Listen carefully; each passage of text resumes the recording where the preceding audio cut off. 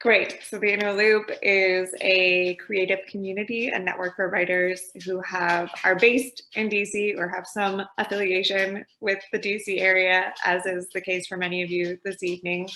And since April, we've been conducting or hosting our events on this weird virtual platform thing.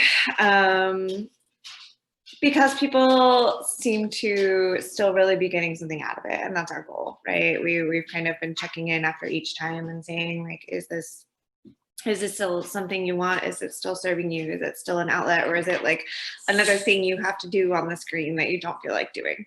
And it seems to be a good thing. So we're keeping it up as much as we can. Rach, I'm gonna turn it over to you for a second, and then we can introduce our co-host for this evening, the folks from Makars. Sure. Yeah, so just like Courtney said, we're just trying to continue the spirit of the Inner Loop in a virtual setting. So for those of you who have been to a physical event, it's a very nurturing environment with a community feeling and support. And so the ways that we've sort of come up with to try to mirror that virtually is, like Courtney said, the chat, whereas you don't get the audible sound of applause and people laughing like you would in a real reading. You can actually get comments from the audience. You know, if some phrase sticks out to them, they throw it in the chat, or any like immediate reactions. And that's just an interesting twist on what the writer gets out of performance, and then also what the audience member gets out of it. So you can always go back and look at the chat after you've done your reading and see what people's reactions were. The other thing that we do is during intermission, we actually, I don't know if we know how to do this, Courtney. I do. Our Zooms couldn't be here tonight. So Courtney and I have been having to figure out all the logistics of everything. But basically during intermission, we put people in random breakout groups, which is just smaller groups of like 3 or 4 people. And we give them a topic which they may ignore if they want to. And it just gives people a chance to chat, and you all have something in common. You love writing or literature. So it's actually really easy to chat with these strangers, and it gives you a little bit of that, you know, spice of being in a bar and being able to chat with fellow people who are in attendance. And don't feel obligated. I mean, obviously, if you want to eat or you want to eat or get a drink or something, you know. It's totally optional. You can walk away, say, I have to go to the bathroom, and never come back. It's okay. So I don't know, do we have any announcements before I get to Makars? That's what I was thinking. I don't think there are any major ones right now, actually. I did drop the virtual program for this evening in the chat. So if you all want to read the bios and click on links of websites of our performers for the evening, please do so. Quickly, I will do a plug for the Inner Loop Radio. If you haven't already, you can check us out on any streaming site. We do we're doing a weekly podcast where we have writers talk about their writing process, how they're staying inspired during the pandemic and the crazy times that we're all living through, and how you can just keep writing. And every episode has a writing prompt, and they're every week, so you should tune in. Our featured reader tonight has already done one for us, so if you like his reading, you can come on over to the Inner Loop Radio on any streaming site and hear more. That's really the only major announcement we have right now. So that's the only thing we can continue doing during the pandemic. We wrapped our summer residency. We're not doing our fall retreat. Yeah. You know, stay tuned. We are sending out opportunities for things as people send them to us and they arise. So just like stay tuned on our social media. But yeah, I'm gonna turn it over to Audrey and Raina, and they can tell you a little bit more about Makars. Yeah.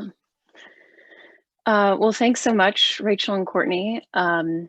I have been looking forward to this for a while. Rain and I started hosting what we like to call open mic show and tells a little over a year ago. And I think, as you can probably agree, begins with a foundation of friends and quickly grew into an ever-growing community of writers and other kinds of makers. So the name Makars, M-A-K-A-R, comes from the Scottish word for both maker and poet.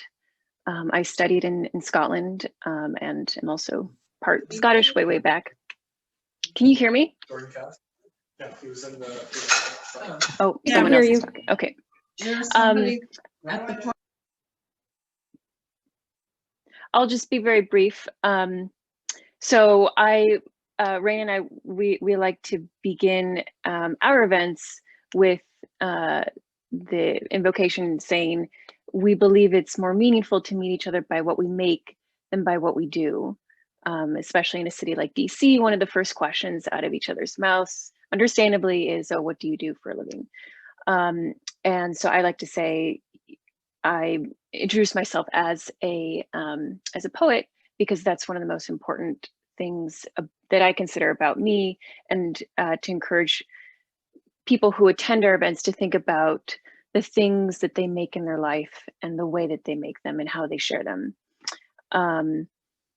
And we're really excited to bring some of our friends and people who have performed at a Makars event who make stories and also make crafts, make things. So I think that will come through in some of their work. I don't know, Raina, did you want to say anything else? I think you've put things eloquently. I guess one thing to add is just that this is our first Makars event since the pandemic put the kibosh on our in-person meetings, which I think we've missed having. And Audrey's also been occupied with various other kind of local arts efforts, but we're really happy to be working with Interloop. And I think the people that Makars brought to the table to speak tonight, they will be performing, reading their work, but also you should probe each of them afterwards on their hobbies, their love of beans, for instance, their side hustles, which all kind of connect to things that they create besides the words that you're going to hear tonight.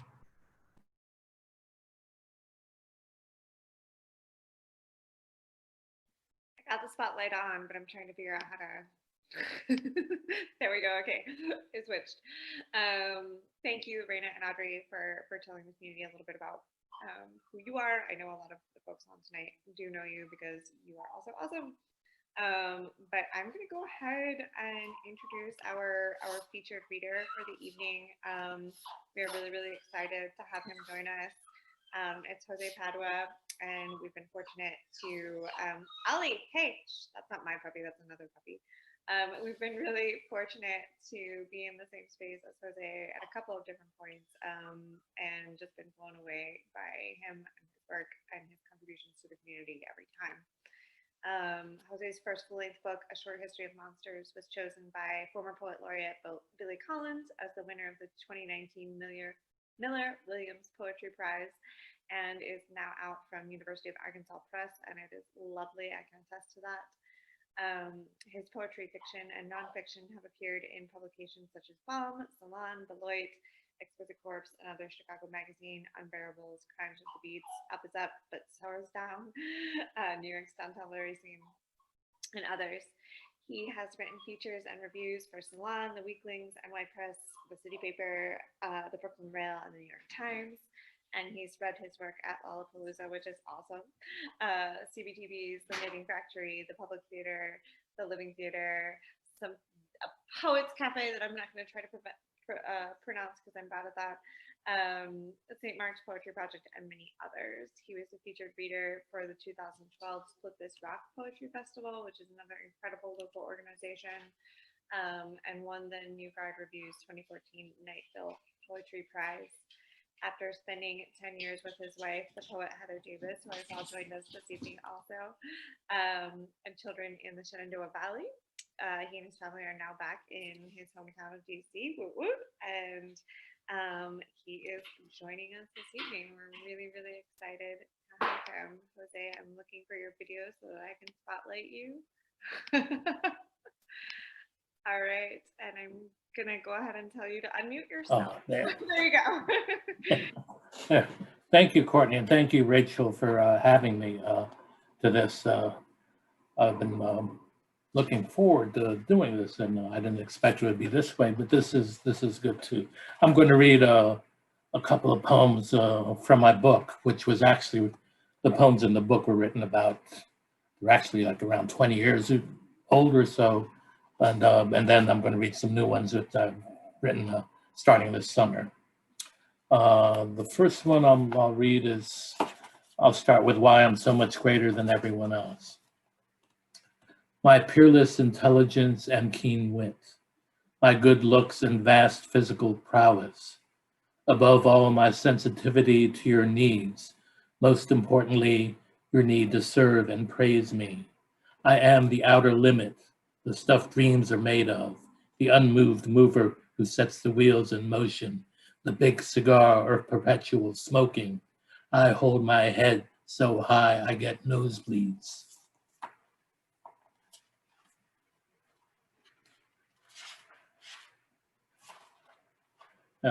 This one is called Pulp Fiction. This afternoon, a bum on the street mistook me for a drug addict. It's that crack that's making you sweat, he advised. I nodded and said, yeah, I really ought to quit, as people walking near me picked up their pace to get away from me. Later, I'm crossing the street when a carload of scraggly-haired kids pulls up beside me. Hey man, you got any rolling papers, one of them asks. No, I say, I just drink, that's it. Come on, he says, just give them to me. All you Filipino motherfuckers smoke reefer. I keep quiet and walk ahead as they start to jeer and yell at me. It's been said that the meek shall inherit the earth, but I've got bruises on my arms from running into people on the street who expect me to scurry out of their way like a rat. I've got dark patches on my soul from people moving out of my way because they think I'm going to kill them.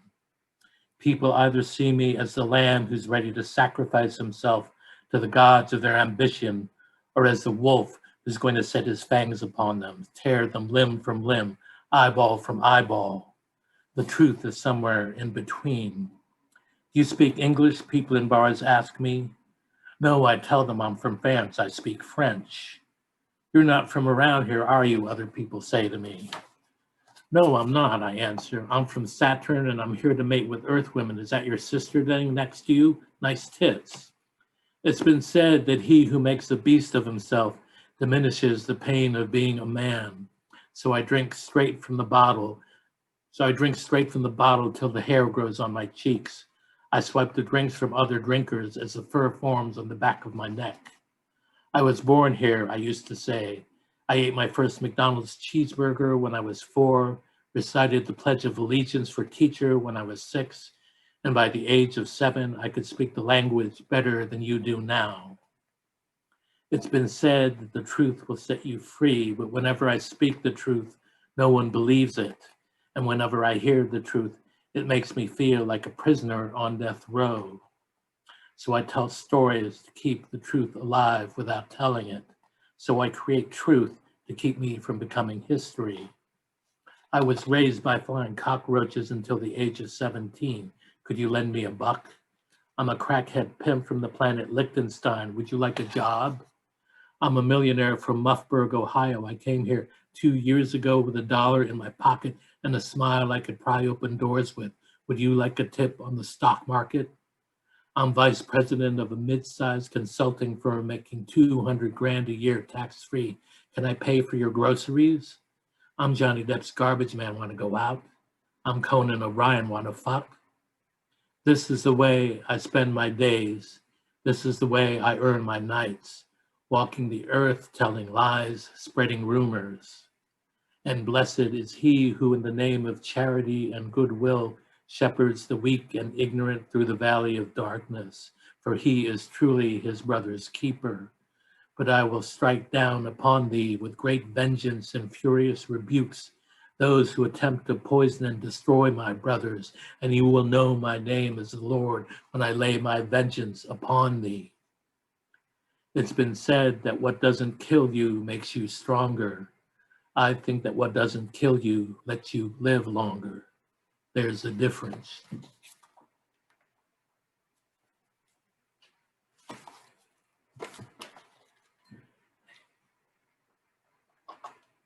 Thanks. Those were from my book, from the Short History of Monsters. And now I'm going to close with several poems from the series I started writing this summer called 10 Sonnets for Electric Motherfuckers. And so far I've written about 40, so I've gone over my own limit, which happens sometimes. This first one I'm going to read for you is called a poem, and these are all in the form of my own takeoffs from the sonnet. A poem written while waiting for Godzilla on the corner of North Capitol and K Street. Sometimes I wonder what names my poet friends would have if they weren't poets but professional wrestlers instead. Brian Gilmore would be the Michigan Stomper because he lives in Michigan now and his poetry stomps out all the bullshit. I could go on with more names, but then poets I leave out would ask, why wasn't I included? This way, the only question is Brian Gilmore's, who'll ask, why the hell did you put me in your poem? I don't know. It happened while I was doing the dishes. It was a Monday, and I only got around to writing it down now. Meanwhile, wrestling goes on during this pandemic to empty seats, much like a lot of poetry readings. A massive pile driver with no one in the stands to watch, or a beautiful metaphor with no one in the library conference room to catch its subtlety, laugh a little too politely, and applaud me, the poet, if he were a wrestler, would call himself the electric motherfucker.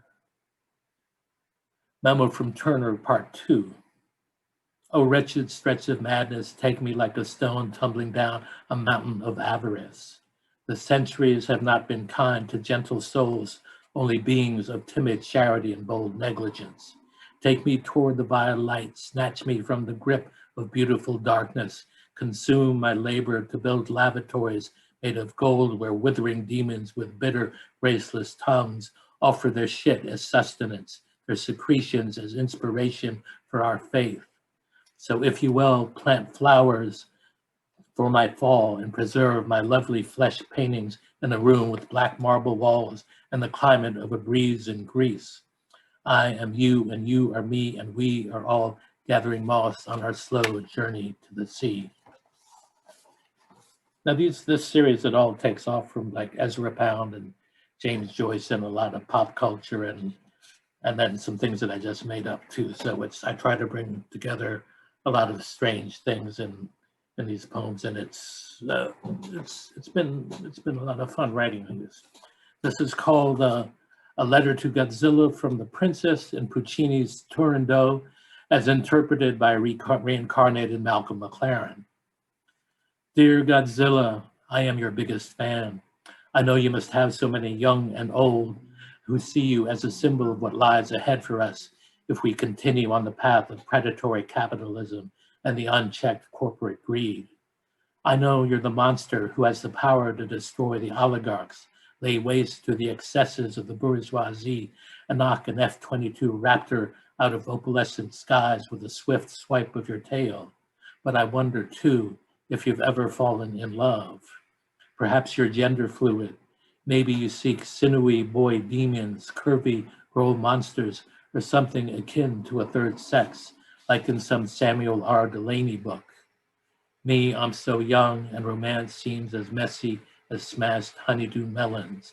But I hope when all is done and obscene wealth and patriarchy are destroyed, you find someone to love and relish and liberate. And I hope that person is me. This next one is Fernando Balastiki's masterclass on labor and logistics. While I was a gatherer of sad, drunken days in New York, I wasn't drunk at all on one of my saddest. My mother in DC had made me some Filipino marinated pork, one of my favorite dishes since I was a child. Comfort food, you call it now. Packed with dry ice and sent express mail to my apartment on Avenue B, it got lost somewhere along the lonesome way. I don't think it went to Philadelphia or Baltimore, Wilmington or Newark, though maybe it was taken to the Bronx or Brooklyn, where someone thinking he might find a pound of pot or something even better in a plain brown package instead found marinated pork. What made me sad wasn't the lost food so much as her lost labor, the effort to feed me that failed. Because for those of us who are lucky, a parent doesn't begin to fail until the parent is old. And this meant she was old, that from here on out, I would be living on luck. Mother, father, let no bad day erase us from the memory of our labors. Mother, father, let us age gracefully. For lovers and other refugees of the fascist state, love is like an element in its place on the periodic table, its properties made clear through comparison to all other elements. How easily love turns to liquid, the energy assumed in maintaining a gaseous state, the cold it takes to create a dense and fearsome mass.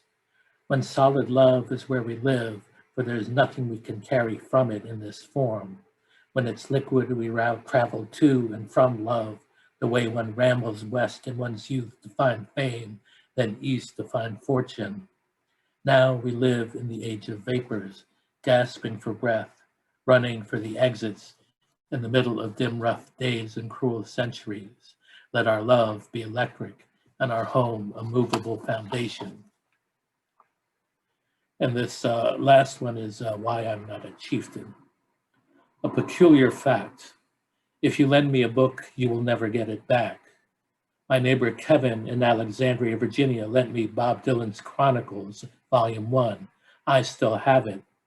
Conrad, my friend Casey's boyfriend, when she lived in New York, lent me 2 books Oscar Acosta wrote. I still have them. My friend, the writer Liz Hand, lent me Gene Wolfe's The Shadow of the Torturer, and I never returned it. And I never read it. What the fuck is with me? Why do people trust me with their favorite books? Pango was a legendary chieftain of the land that became Laguna, the Philippine province from whence my mother came. When you came into my mother's house, she offered you delicious food to eat. When you come into my house, I say hello, then sit and stare at the wall. I am not a chieftain, I'm a poet. I'm the author of these verses, and this is the continuing story of my life here in America and of all the precious things belonging to others that I have taken as my own. This is the story of how America began, not a fairy tale about a nation's birth. Thank you. And then you need to clap. Thank you so much, Jose. That was so amazing. Yeah, that was awesome. And if you want, you can read back in the chat. People had some great things to say. Thank you. I'm sitting here with a friend, by the way, right now. I'm sorry I'm interrupting, but I'm sitting here with a friend who was like, it's so true. Suze is here, by the way. This is an SLC alum. Anyway, okay, goodbye. Go ahead, Rita. So I'm here to introduce our next speaker, Nadia Pinder, who is born and raised in Northwest DC, but is currently based in Brooklyn and does a lot of different things. She's a comedian, a storyteller, and a nod to what I was saying about makers. She's also a professional tie-dye artist. And if you want to go out and listen to things that Nadia makes, you can watch her on Refinery 29 Riot videos. She's on comedy podcasts. You can check out her comedy shows with the Brooklyn Comedy Collective. So, and then one last detail that she's included that indicates that she's very much from DC is that besides getting paid in cash, she's also very willing to be paid for any gigs in the form of mumbo sauce. So she's going to perform some nonfiction storytelling for us. Hi. I really mean it. The brand of mumbo sauce they're now selling in the stores, I really approve. I'd gladly accept that as a Christmas gift. I've already told my dad, so I'm sure he's buying a case. Anyways, I'm gonna tell a story to you, and it's a new one that I haven't. Just so you know, a backstory. It's not a new event, but it is a new story. It's one that's taken me a while to feel comfortable to tell. So I have notes up for reference. Great. Christina knew I didn't like David. David was the kind of guy who lived at home with his parents and played a lot of Xbox Live and never learned to do his laundry until well into his mid-30s. Christina and David were set to get married, and I wasn't excited. No one in our family liked him. I was just the most vocal about it. She and I are 10 years apart. We have always had a bit of competition, and Christina had previously been engaged to a man who unfortunately had a rare cancer and died very young.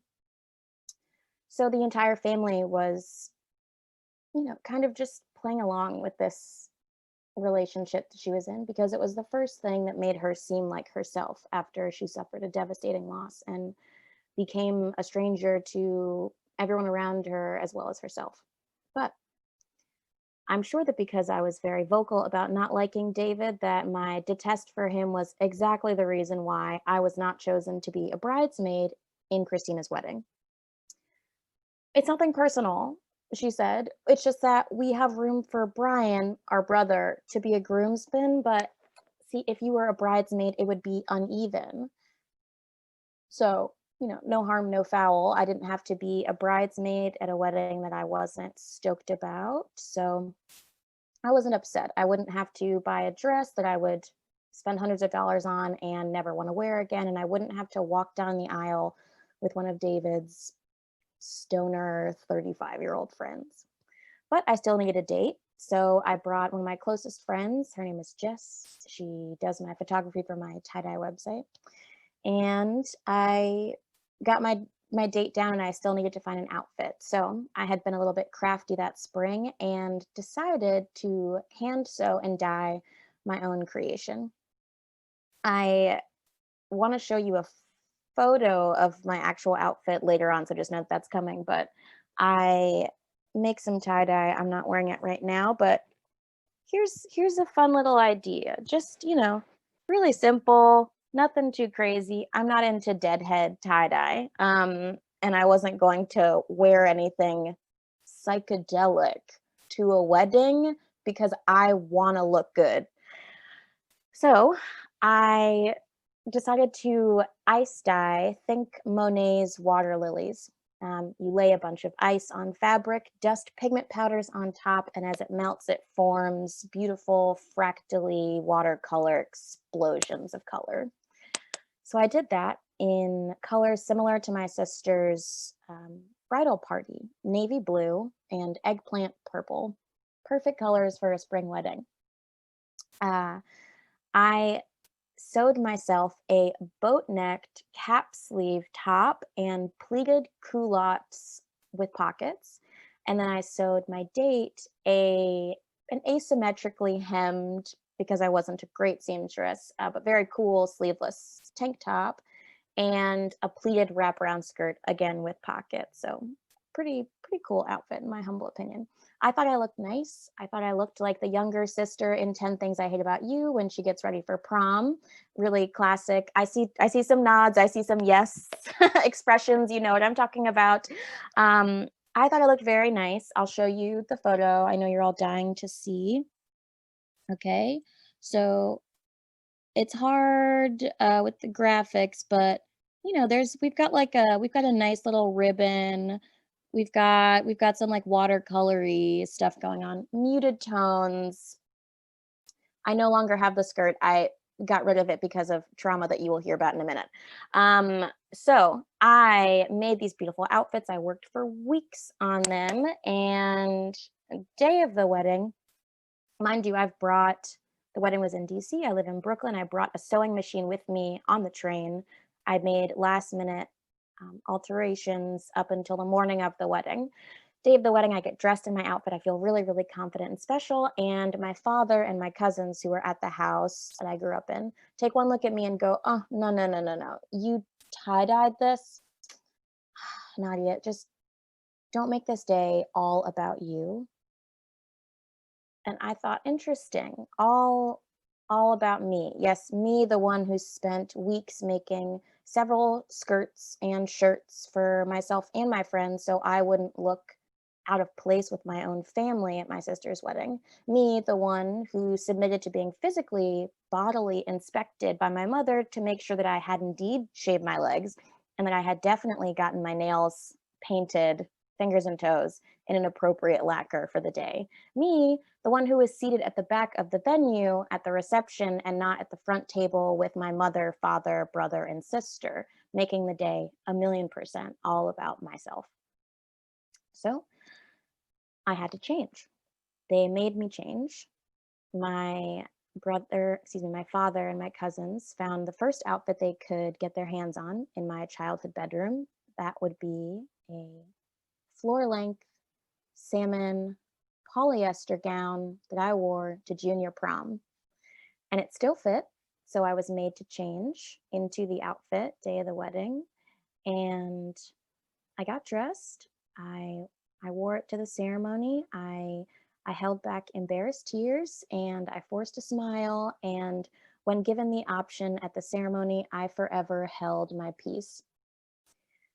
As soon as I could, after they said I do, I escaped to the bathroom. I pulled a nip of whiskey and my original tie-dye outfit out of my bag, got changed, pulled my date Jess in to help zip me up. It's hard to get dressed when you're fully in tears in a bathroom stall. So I used my friend to help me get ready. All the important photos had been taken, all the important moments had passed. So this was truly just a move for me to feel better about myself in the day. And Jess and I come out of the bathroom. We hear that there's slow dancing music playing, and my family, which to their belief, very woke, not homophobic family, had been problematic, shall we say, with their side comments about me bringing a woman as a date, even though I was already out as bi for years with my parents. So Jess looked at me, hears the slow music playing, and goes, "Do you want to make your family really mad?" And I declined temptation to make a spectacle out of spite. My sister sees me walking back to my table, and she looks at my outfit and she goes, "Oh, this is what you tie-dyed?" And I was shocked. I was stunned because I had heard that my sister found out I was going to wear tie-dye and was furious. And that was the main reason why I had to change. And she looked at me and said, "Oh, this is way better than we thought. We thought it was going to be so much worse." Alas, neither one of us trusted the other sister's vision. And that's my tale. Thank you very much.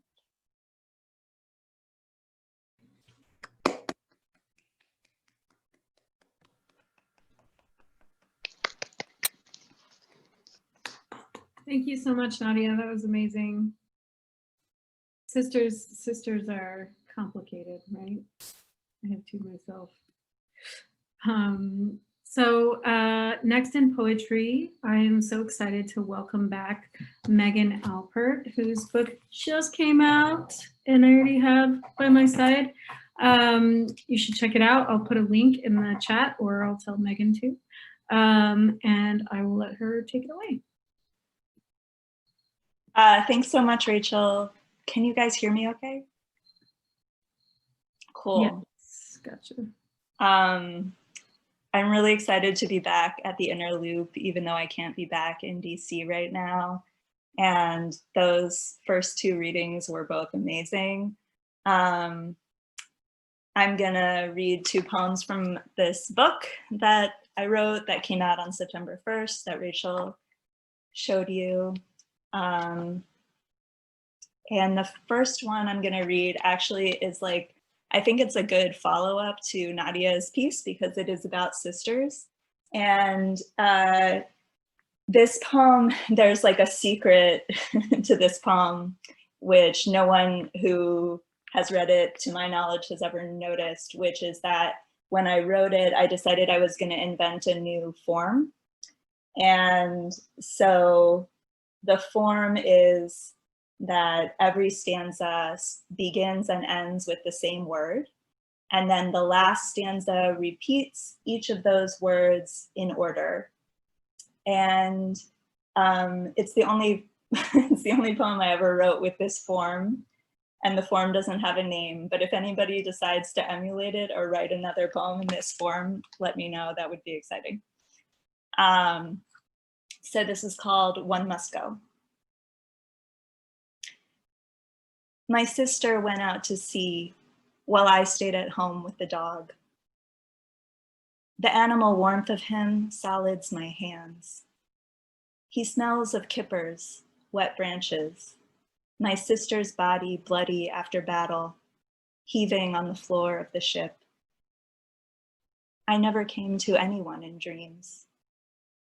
I have one sword leaned against the wall, my sister's, knocked over repeatedly by the dog. He wheels and gruffs like when they came to collect her, 4 of them, the dead army sound of their knock shaking the frame. The kettle cracked. 1, they said, and my sister's eyes took shape as they pointed past me. She stomped, floor shaking, out the door. A year later, she was clean. The next, she lost a hand. The next, an eye. She appeared to men in dreams, menstrual, huge, to draw them out further, their ships racked to splinters. My sister, knocked, shaking, out further than I ever. Windows suck ash against their railings, and I am on the kitchen floor, my animal hand alive in the dog's fur. So like I said, the animals in this book are not very scientific. It's not like a field guide or anything. And I kind of actually didn't realize how many animals were in it until I called the book The Animal at Your Side. And then in the process of editing was like, yeah, there's a lot of animals in here.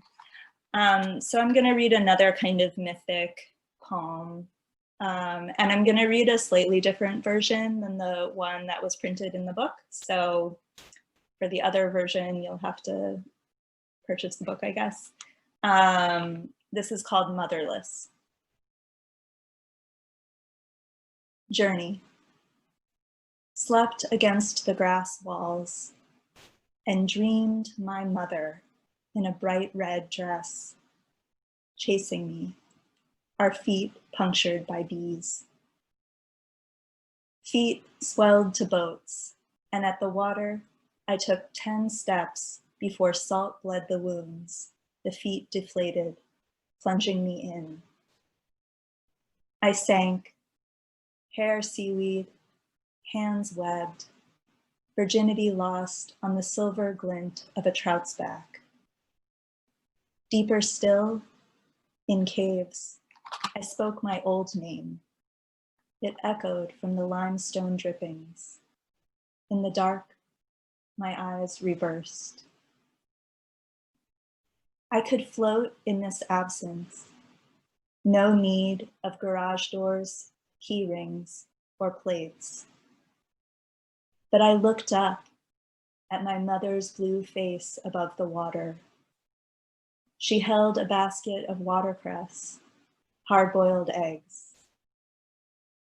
I was plunged upward, air scorching my lungs, from where I had stayed without need.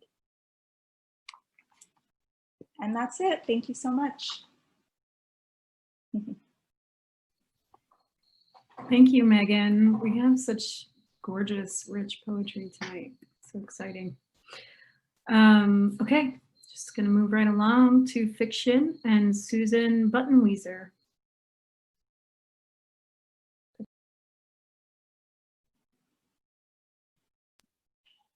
Susan, you can unmute yourself.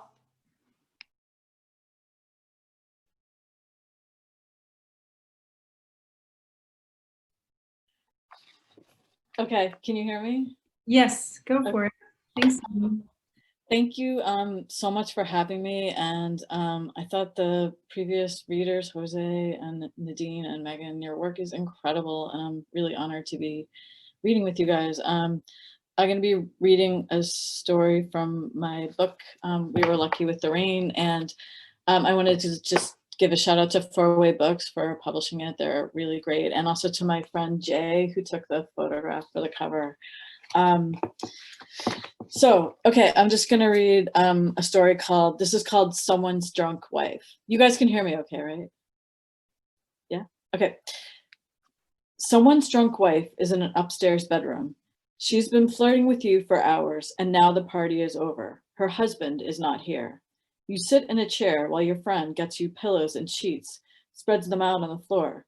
Someone else has already passed out on the couch. Are you sure you'll be okay here? Your friend asks.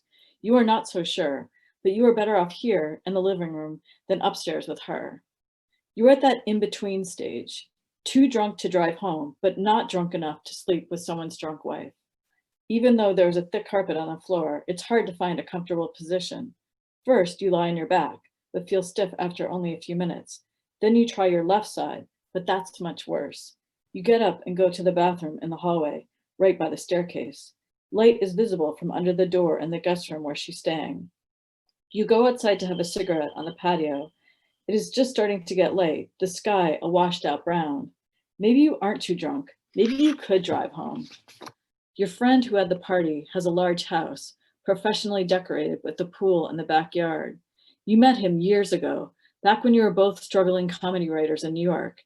Now he's the showrunner for an Emmy-winning comedy, and you write spec scripts, take meetings, and do short-term writing jobs. The party was a surprise to celebrate his 40th birthday that his wife threw for him. Their new baby is in the room next to where the drunken wife is. More rooms are filled with other party guests, also too drunk to drive home. If you'd just gone to sleep a little earlier, maybe you would be in an actual bed right now instead of having to choose between the floor and adultery. Everywhere in the house are framed photographs of your friend with his wife.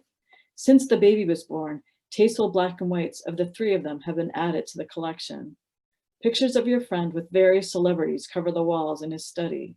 The only photos you have are on your refrigerator. Your older sister's Christmas card from last year with your twin nieces sitting underneath the wreath, and one from the year before of them sitting on a pony. If you open the door too quickly, they come flying off, and you have to search around on your hands and knees and to find the magnets that hold them up. Maybe you are drunk enough to sleep with someone's drunk wife. You have another cigarette and decide to drive home. It's not that far, after all, you reason as you pass through the hallway. The light in the guest room is off now anyway. You walk down the driveway to your car parked out on the street and sit in it, but you're having trouble getting the key in the ignition. This is stupid, you say out loud. You crawl into the back and move and shove all the crap from the seat onto the floor. Then you lie down and curl into the fetal position. The night had started hopefully enough. First, you talked to a woman that you met about a month before at another party. You were having a good time together when her boyfriend showed up. She didn't seem that happy to see him either, but still, there he was. So you hung out with your friend for a while, long enough to be introduced to a producer who's trying to find a bathroom. He's hiring writers for a new show, and your friend managed to get you a meeting with him. Then a woman you'd seen around started talking with you and your friend. You were feeling optimistic when you went to have a cigarette with her alone on the glider swing, but she started getting weird about an ex-boyfriend. Finally, her friend came and got her. When you were ordering another drink from the bartender, you met someone's drunk wife.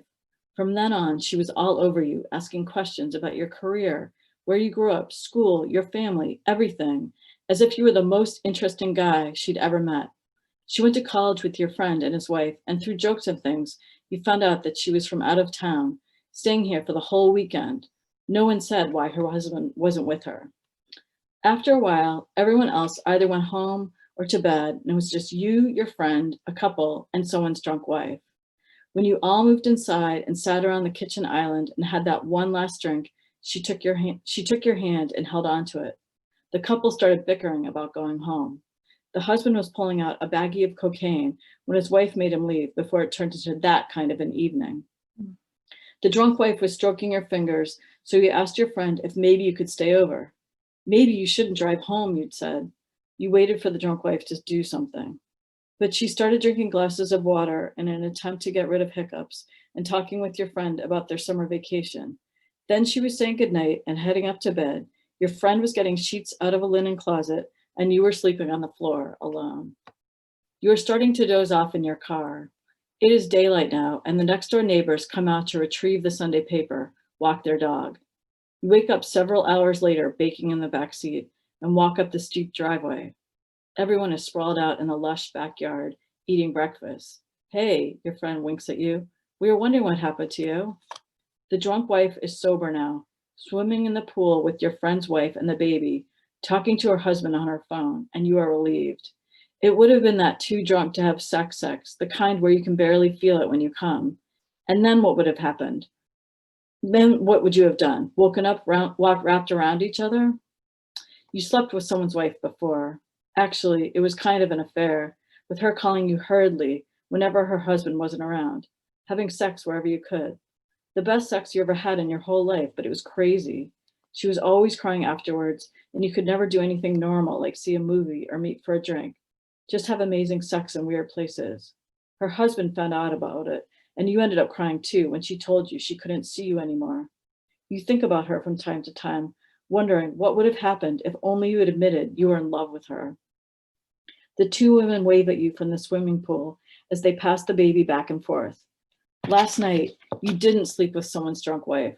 It had been a close call, but everything is okay now. Thank you.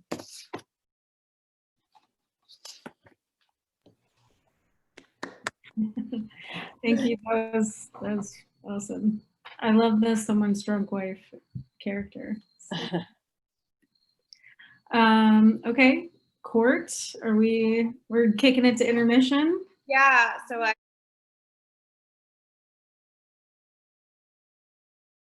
okay, let's see. It looks like, yeah, okay. Everyone's back. Welcome back. I hope you enjoyed your, oh wait, hold on. Rachel's pinned our logo. I hope you enjoyed the breakout rooms if you participated, and also I hope you enjoyed your break if you did that. I took the dog out and he's still nagging at the door because he wants to go. He's compiling he's amassing a collection of sticks, and so that is that's adorable.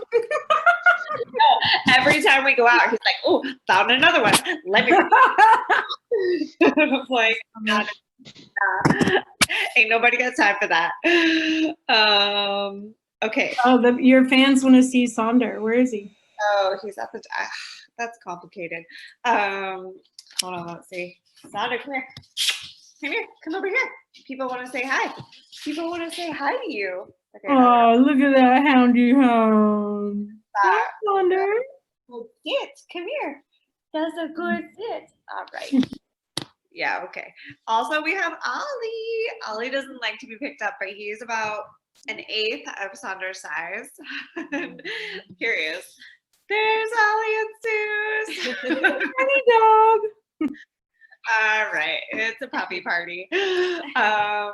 Okay, I'm gonna bounce this back on over to Reina, and she can introduce our next performer. So our next performer is Miriam Juliana, and we'll get to hear and see plenty because she is a multimedia artist. So I don't want to give away too much, but I will say that we invited her because she had a really moving performance at our most recent Makars Open Mic, and we wanted to experience it again. So I will leave it to Miriam to take it from here. Thank you. So I fold origami cranes in memory of the first living, breathing out gay person that I ever loved. When they were born, their mother said, her name is Gabriella. The nurse in the room heard, her name is Fabriella. So that's what went on the birth certificate. And Fabi was the gayest baby on earth, all the way until they came out as transgender and told us that their name was Ian. Ian was doing work with youth affected by HIV/AIDS and homelessness in Chicago when they started having symptoms like headaches and dizziness and loss of vision. Now, they had graduated with their master's degree from University of Chicago. So when they started having those symptoms, they went to University of Chicago's emergency room to ask for care. There, the doctor looked at them and said, you know, with trans folks, a lot of times you're just psychosomatic. Go home, get some sleep, you'll feel better in the morning. A month later, Ian lost consciousness, and this time a tumor was found on their brainstem. So I started flying back and forth between DC and Chicago to be with them while they got radiation treatment. And along the way, I developed a lot of anxiety. Folding these cranes was my coping mechanism. Every scrap of paper that came across my desk, I folded into a paper bird. On my last trip to Chicago, Ian couldn't speak anymore because of the size of the tumor, so I was told to learn ASL lettering. And every time their partner Patrice left the room, Ian would become a flurry of hand signs. Just couldn't get the letters out fast enough. And they were telling me letter by letter where in their apartment an engagement ring was hidden. Could I please bring it back to the hospital and help them propose to Patrice? Patrice said yes, and I was going to fold my first 1,000 of these guys to give to Ian and Patrice on their wedding day. But then, on the day that 45 was elected, Ian passed. So instead of stopping at 1,000, I fold towards infinity as a way to continuously engage people about trans inclusion. Before COVID, when I'd be on the metro and strangers would see me folding birds, when they would ask, it was like my little Trojan horse to talk about trans rights. Towards the end of their life, Ian asked to be called Eon, like goes on forever. So I called the series Searching for Eon. Thank you. That was so gorgeous. Thank you so much. Thank you. Our next performer was also present and I think had a trail of followers after her performance at the Makars Open Mic, and this is Emily Ann Vaughn, and she's a podcast producer and a science writer based in DC. Hi, can everyone hear me okay? Yeah, great. So I signed up for my first beekeeping class about a decade ago. And almost immediately I realized something was going to be different about this hobby than any of the many others I'd cycled through in my early 20s. That winter, whenever I'd show up to a gathering of friends, I'd introduce myself to someone I didn't know. After a minute, their face would light up and they would go, "Oh, you're the beekeeper." And I loved it. I wasn't getting that kind of positive feedback in many other parts of my life. I didn't have that kind of prestige job that people could use to put me into like the interesting person category. I wasn't in a relationship, so I wasn't, "Oh, you're so-and-so's person." I wasn't used to being seen. And here, without realizing it, I had found my way into a practice that wasn't just something I did, it was something I was. It gave people a way to understand me, and for a certain type of person, a reason to want to. But earlier this year, when I got asked to give a talk in early March to a group of makers about being a beekeeper, I felt like a fraud. Because although I did keep bees for 7 years and helped co-found the first commercial apiary in New York City and start an apprenticeship program there, for various reasons, it's actually been a few years since I've had hives of my own. I kept asking myself in preparation for that talk, do I even still have a claim on this identity? What does it mean to be a maker when I'm separated from the thing that I think makes up a pillar of who I am. So I decided to spend that night talking about that tension, because as alone as I felt, I realized it's probably something that a lot of other people have experienced at one point or another too. A week after I gave that talk, my office started requiring people to work remotely. It was the beginning of this. By now, everyone is very familiar with the sensation of shunting necessary parts of themselves to the side, or even losing them for good. So I wanted to think for tonight about what still holds from what I was thinking about that night. At the time, the answer that made the most sense to me was to consider that a large part of some types of making, beekeeping at least, is time when we're not making. Beekeeping has a built-in seasonality to it. Spring is chaos, when the bees are rushing to gather all of the nectar and turn it into honey, and if you're not careful, you'll lose a swarm. Late summer is the honey harvest, and that's manic and exhausting. And during the coldest months, there's very little you can do directly with your hives, actually without risk of harming them, potentially. It's a pretty cardinal rule that you don't open up your hive if it's under 45 degrees or so outside. So the winter is a time for planning, reflection, and learning. So I thought, maybe I can treat this time in my life like a pause in between breaths, between the inhale and the exhale, a negative that we need in order to understand the positive.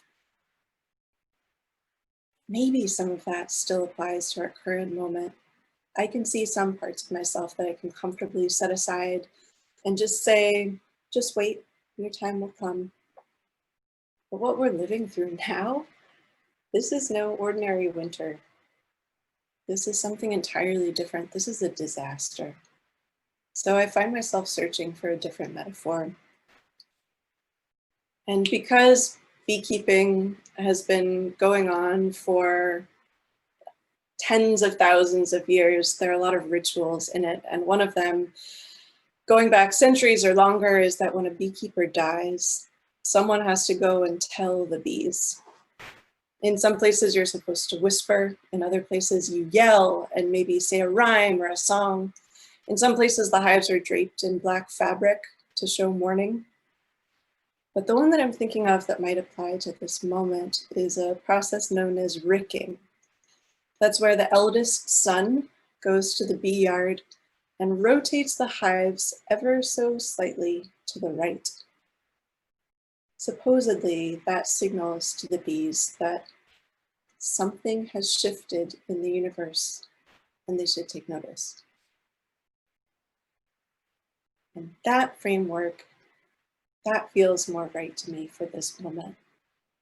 I don't want to focus on looking forward to things getting back to normal. Something has shifted. Some things needed to shift. Some things and people are gone, and we should mourn them. What I want, what I need, is some indication and some acknowledgement, some ritual that things will never be the same. Thank you.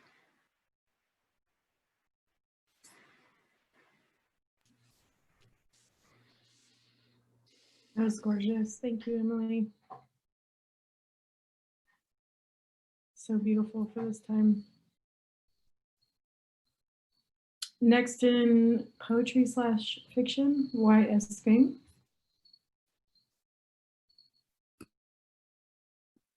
That's me. I'm just trying to find your video. Hold on so I can spotlight it. So I'm going to wear two pairs of glasses. Don't worry about that. My name is Will. Can you all hear me okay? And I am reading to you as Y.S. Fing. Y.S. Fing is the younger son of D. Selby Fing, who wrote this poem, Perdition. Oops, backwards, of course. If I turn it this way, maybe you'll see. Recently published, New Academia. I am putting a link to New Academia in the chat. So if you are interested, it's an illustrated book, different drawings, and you'll see some of those at that link. I also write as YS Fing for the Washington Independent Review of Books. I put a link there. And I've also put a link to an introduction to the Profane Comedy Project. I've been working on this for about 20 years. Perdition is the first third of a 100-page epic poem patterned on Dante. And well, before I go any further, thanks, Rachel and Courtney, for having me here. Don't want to forget that. And so I'm going to read to you from this introduction, and what we have at the dselbyfing.com is about 1/9 of the poem, the first section of the poem, which actually is in Perdition. And then I created D. Selby Fing to do the poetry, and well, then I fictionalized his life. And so he actually killed himself after he made this poem, and he left the poem, and his sons picked it up, and they created the annotations. So what I'm going to read for you right now is first the poem by D. Selby Fing, and then second a section of the poem and a section of the annotations by D. Selby Fing Jr. Those two are no longer functioning, and I'm YS Fing, and obviously it's a big project. So I hope this introduction is interesting to you. So what's happening in this scene is Abraham Lincoln is castigating D. Selby Fing. Lincoln is Fing's guide, and he's telling him that he's talking too much and he should be listening instead of talking. My leader cast glances at me which were withering. I remembered then what he had told me before. I should be listening and not blithering. And a vision blistered through my consciousness, a dream as I perambulated, of this man being born a Kentuckian, and then to Missouri having emigrated, where masters and slaves were the lay of the land. I did see a nation devastated, and he had not spoken. Divided union I scanned, where brothers killed brothers with limbs amputated, war ceaseless between them, each of them damned to cursing revenge on the other, whose mother and sister were raped by the brother, who will always avenge for the sins wrought upon him. Complete, I saw millions of maimed and raped and killed, who might otherwise be of service as lovers, with soft hands, whose beards are anxiety-ridden, whose kisses might be shared as generously as the ballistics which rip the forests to shreds. The man beside me was a savior, as venerably as the souls macheted, dying septic deaths in the fields and the cities of the land of liberty, but unique in manner and words and sense. So 23 lines of the poem, now interpreted by D. Selby Fing Jr., who is also part of the introduction at the dselbyfing.com. So Jr. says this: the conceit begins as a vision where Fing imagines that Lincoln's father, whose family was from Kentucky, had not moved on away from slavery into Indiana, where Abraham Lincoln was born in 1809, 10 years before Indiana became a state, where Kentucky had been made a state in 1792. Rather, Fing imagines Lincoln's father accepting slavery just as readily as did his relatives, and moving on not north but west to Missouri, which also was a slave state admitted to the United States 2 years after Indiana and 1 year after the infamous Missouri Compromise, which Fing knew was a watershed moment in the institutionalization of racism in the North, based on moral superiority without moral strength, and for the eventual catastrophe of the Civil War, which brought about the death of Lincoln. So he is imagining what might have been the fate of the nation and Lincoln himself if Lincoln had been a slaver. And he says, I did see a nation devastated. Line 259 implies that all which Fing has understood and which he is to understand has been understood without the use of words. And Fing's vision is immense. He seems to see the entire countryside in conflagration, unending battles between brothers, revenge and rape, with syntax that blurs action and agency into a mass of amputation and vengeance. Fing then flips that reality on its head and imagines that these dead and maimed people might otherwise have been lovers, gentle, civilized, with trim beards and clipped anxieties, and who might have been just as willing to kiss you as hurl mechanized steel at human bodies. The conclusion being that Lincoln was a savior as venerably as the soul's macheted dying septic deaths in the fields and cities of the land of liberty. To Fing, it was important that all men were created equal, all can be saviors, all are saviors.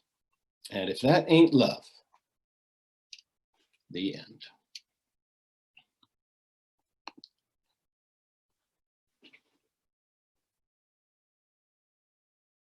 Thank you. Thank you. Our next reader is going to be performing nonfiction, and it's Lena Tran, who is normally based in DC, but thanks to the pandemic is currently in the Midwest, out in Milwaukee. And she's a science writer who was very importantly born and raised on the Alabama coast. And I think we're going to get some science probably in today's performance. Hello. Yeah, I do have a DC connection, and that wasn't clear in my bio, so my apologies to the people of the inner loop. But I wrote this piece after a trip to the C&O Canal when I was hunting for some pawpaws, and the season has just come and gone, so I thought I'd share that story with y'all. Okay. So when late summer yawns into fall, give the right tree along a riverbank a gentle shake, and a pear-green bean-shaped fruit may fall to the ground with a soft thud. The reputation of the pawpaw, the continent's largest native fruit, does not often precede itself. The pawpaw is hard to cultivate for the market. Its season and shelf life are limited, and it bruises easily, but the flavor is worth the coddling. When pawpaws are ripe, they exhale yeast and flowers like a summery wheat beer, and it tastes like someone blended mango, banana, and pineapple into a soft custard. The pawpaw can handle the eastern U.S.'s falls and winters, unlike its tropical cousins, cherimoya and soursop. But like its cousins, it's missing something key to its identity as a fruiting tree: the animals that eat it. Since they can't roam themselves, most trees rely on animals to spread their seeds afar.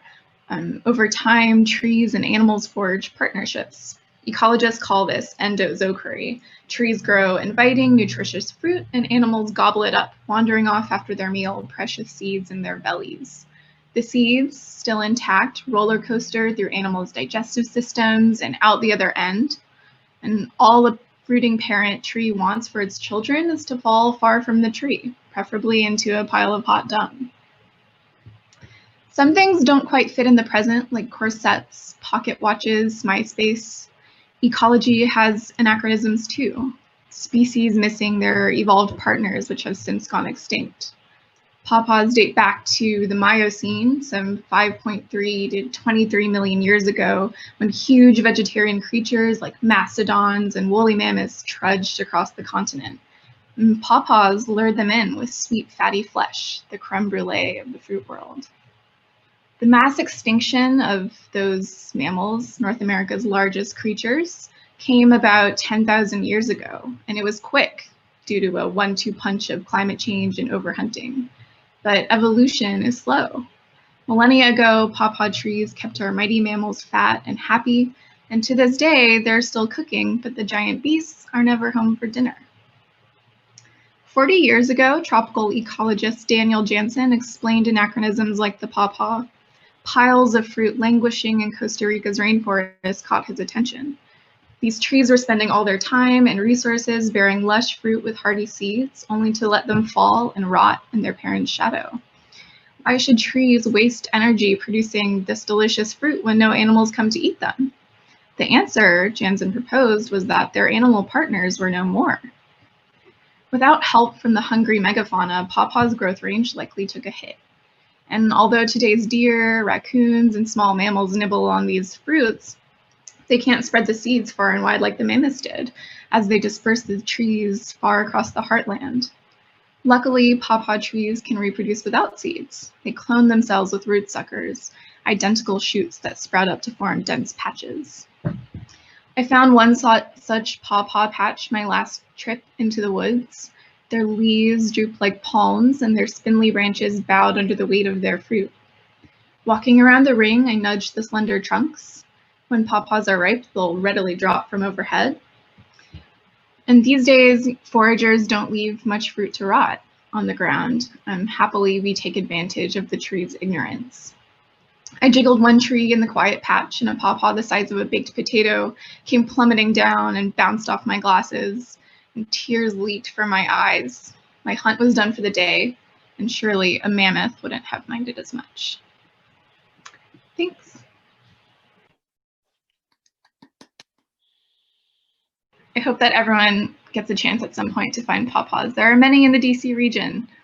So I went on a failed pawpaw expedition recently. It's so funny. The only time I've ever heard of pawpaw is this like song my dad used to sing from like the 40s or 50s or something. I'm not gonna torture you guys with the rendition.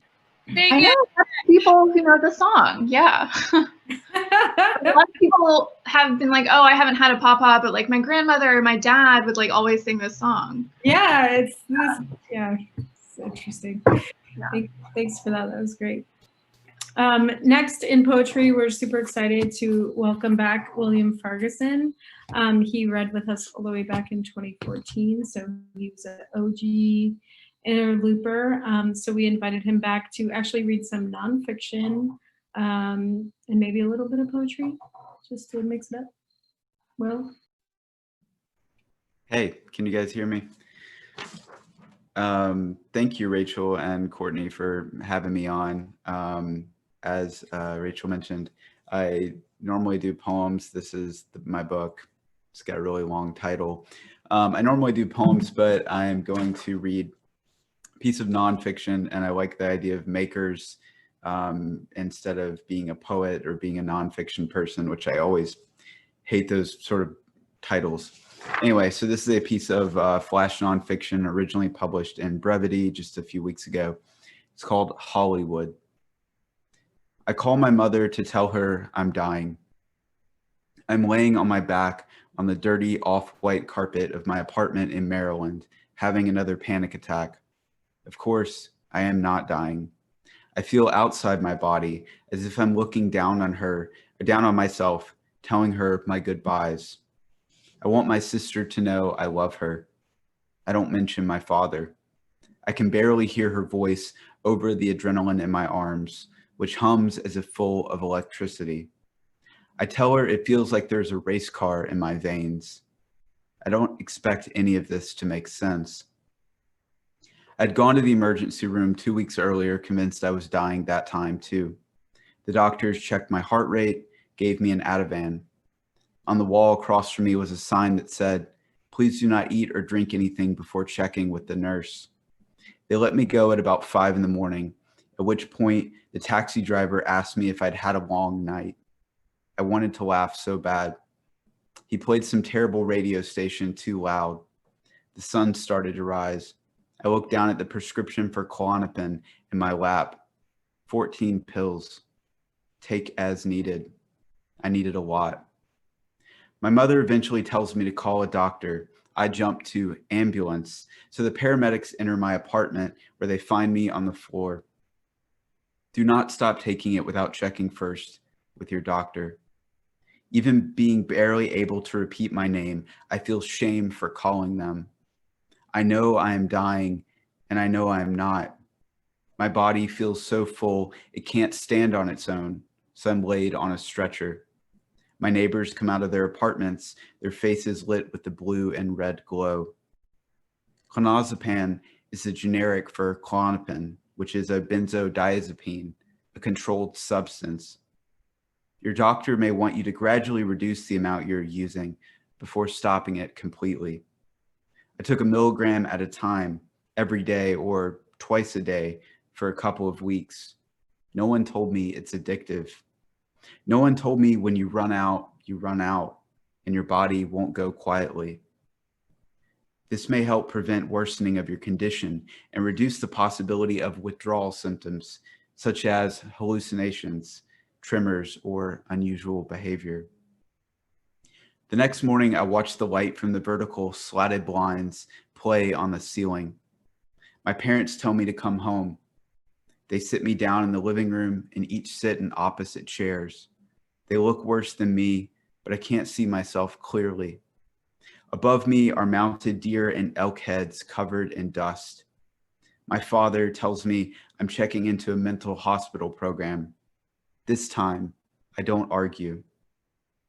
At the hospital intake session, I lie about being suicidal so that they won't hold me overnight. If they held me, I could lose my job and have to tell my boss about the panic. But oh, I wanted to be held, to be told what to do about the panic that came so fast it felt like riding a bike with no brakes down a hill. I knew I had to stop it. I just didn't know how. The first day of group therapy, we sit in a circle. A woman in the group thinks my disheveled looks and my black hoodie in the middle of summer are chic. She calls me Hollywood. I don't understand this. But then again, when the panic set in, I felt led by a role set by a maddened director, someone else calling the shots and telling me the scripted dialogue. I wasn't myself. I was a version of myself under someone or something's control. I was here in the hospital waiting for someone to call cut. Above us, there's construction, which sounds like elephants playing soccer. I try to focus on filling out the worksheet. I can almost make out the sound of lumber being cut and put into place, a framing crew building a new wall or tearing down another, the quick and retracted sound of a nail gun. I know something new is happening, is being built, even if I can't see it yet. Thank you.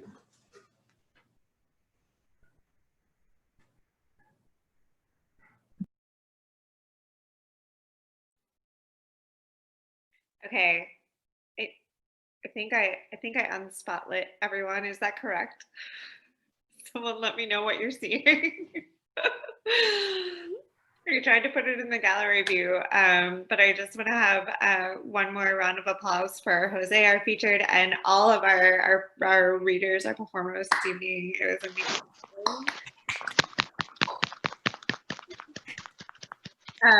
amazing. Thank you so much for joining us both. Those of you who shared your work and your life, and those of you who took the time to come and be and experience this with us.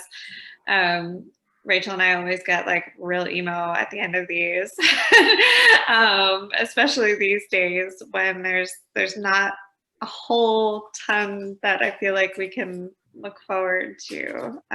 This is one of those things. So I just want to thank you all for being here, and especially Audrey and Reina for joining us tonight and bringing your community to merge with our community, because it's really awesome. If anyone has anything else to say, please stop me from babbling.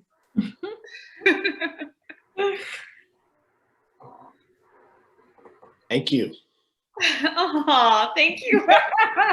It was so great to see all of your faces. Thank you all. There were, again, a lot of people have essays published and books to share, and buy some books. Yeah, things. Use that money you'd be spending at the restaurant and buy books from your local authors. You also saved so much money not buying booze. Right? Wait, I'm still buying a lot of booze. Just no, I mean like at the bar.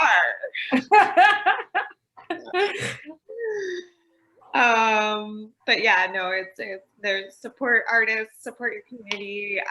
Our local booksellers are amazing. Loyalty and Solid State and Old Town Books and East City Books in DC. We've got a lot of really cool small and independent booksellers. So let's help support them when we can. I don't know, that's all I've got. Audrey, Reina? I said bye. Yeah, we thought that you were all fantastic. And thank you for welcoming us, Makers, into our first virtual event. So I'm glad that theme spoke to people who are new to us too. Yeah. And Jose, again, I know we had you on the docket starting really early in the year before all of this craziness happened.